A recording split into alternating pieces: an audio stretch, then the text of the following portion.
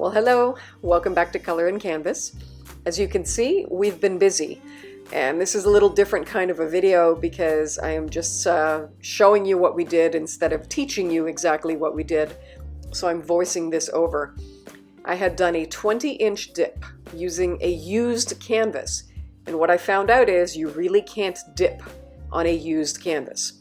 The paint does not adhere. It was a really bad idea, but then I had this big surface of paint. And all of these different shades of blue that I had, these were all mixed with my pouring medium of Floetrol glue all in water. And because I had all of this paint down, I wanted to dip one more time and see whether we could get some use out of them, even though our original pour didn't turn out that great. So here we go, just drizzling all the different colors down. I'm only adding more right now so that we have a little extra volume of paint on there, because we're going to use a fresh, dry canvas now. And that will hold the paint, and that will pull up more paint than the painted canvas did. So we're going to need a little bit more. So just drizzling a bit more on for volume here. Just kind of haphazardly. These are the colors that we had in the original pour, just many shades of blue. We thinned out that 24 karat gold thinner.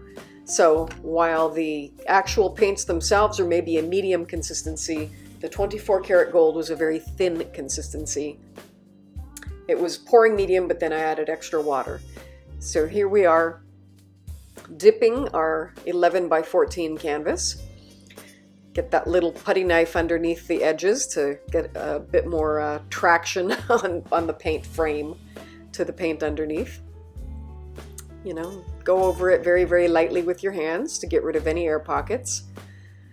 And let's lift and see what happens. All right, here we go.